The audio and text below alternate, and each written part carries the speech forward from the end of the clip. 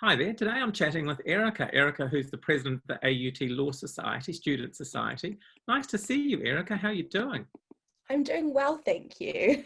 Good. Hey, well, thanks for joining me today. Just really good to have a little bit of chat with you, just to, I guess, get your thoughts on sort of how you see law moving and some of the changes and hopes for the future. So, look, clearly law's been changing a lot, hasn't it, over the last sort of several years, and a lot happening at the moment. So what are your thoughts around the future? What are some of the, I guess, predictions or fortune telling you might see? That's an interesting question. I think it's interesting with COVID, the dare I say the word, but I think with COVID, it's hard to tell where it's going. But I do think that with the changes we've seen this year, we're moving towards maybe a more collaborative environment and somewhere where um, work-life balance is maybe thought of and working life is thought of in a more holistic way, hopefully. But in terms of the profession, I think it's quite hard to say. I think it's moving so fast that it's hard to pin down. I think every area is experiencing its own set of changes, which is quite exciting.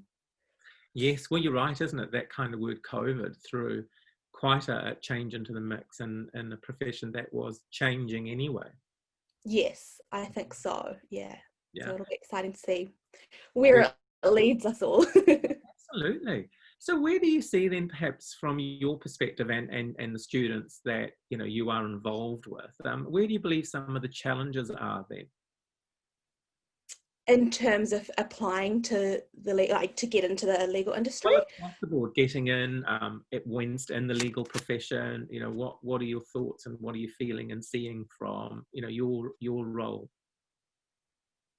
Yeah, I think so. Being in my fifth year of study, but a Part 4 student, I think the biggest challenge amongst me and my peers so far has been the change between study and then work, and having that work life kind of balance change between what you have in uni and then what you have when you're out in the real world and you've got a job and commitments. So that's been really interesting.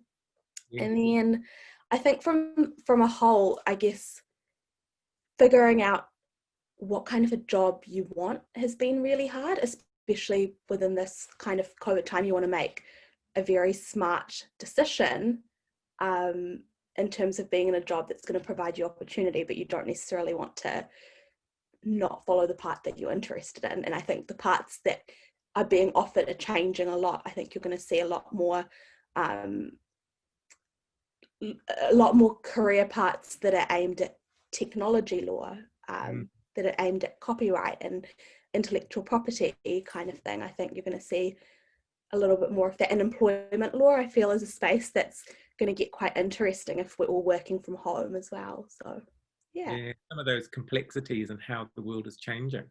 Yeah, I think so. Yeah. Yeah. Any challenges you think law overall, how law has practiced in the past sort of 10 years? I mean, any thoughts or observations how the profession of law might be going through some challenges? I think in the last few years, we've seen the profession having to be a bit more modernized. Is that too big of a word to apply to? I don't know.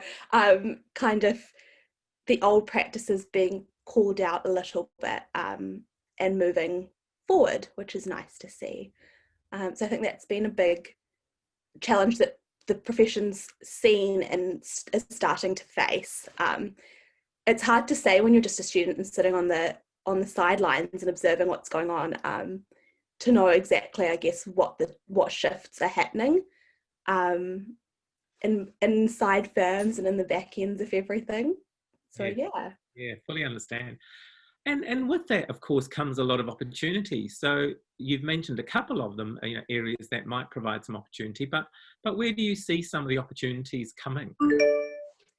I think it's funny. I feel like a law degree and being in the legal profession opens quite a few doors, and I think there's a lot of opportunity for legal professionals to sit within other industries, and whether that be in an advisory role or working for an in-house counsel or whatnot. I think there's a lot of scope to to bring the law into different industries and create change for almost from the inside out, if that Yeah. kind of makes sense. Yeah, totally, totally. And what advice would you give to two groups? I would say one group being, you know, students in law, and some advice to those sort of more senior people working with new young people coming into law. So what advice would you give both of those groups? Well, I think for the people coming into the law, for the student side of things, I think it's about kind of thinking big and not thinking as far as, oh, I'll just apply for that one clerkship, but it's thinking bigger picture, like where do I actually want to go and how can I make myself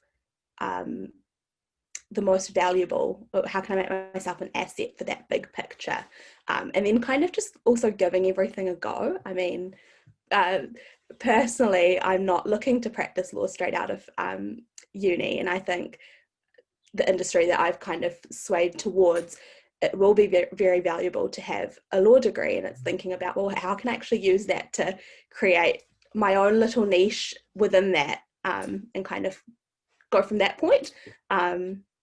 And then to those who are in the industry, and I guess a mentor maybe to younger students, I think it's just about having this open conversation about the reality of what it is to be where we are and where then you are, and it's not kind of all, oh yeah, I graduated from law school and I got my job and here we are now, but maybe talking about the complexities of that journey and the difficulties of it, and just being really honest, because it's not easy, whether it being just getting through law school, whether it being transitioning from law school to a job, and I think, yeah, just that honesty about what the journey is can be so valuable.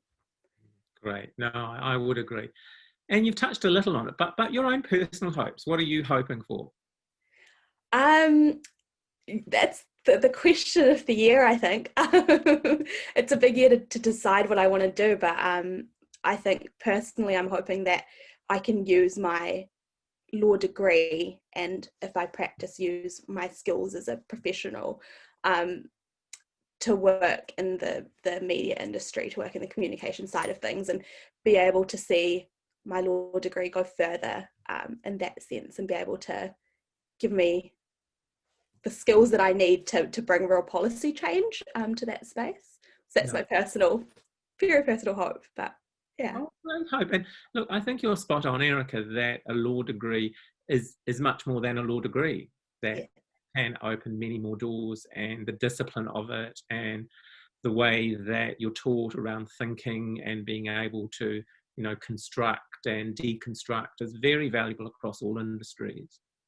I would agree. I think, I mean, I do a double degree in the kind of headspace and the kind of thinking that is very ingrained in me from my law side of studies. When I then switch and I'm sitting in my other papers, I'm going, oh, hold on, like, Yes. It's very logical and it's very step by step, and that's so valuable in other spaces. So yeah. Absolutely.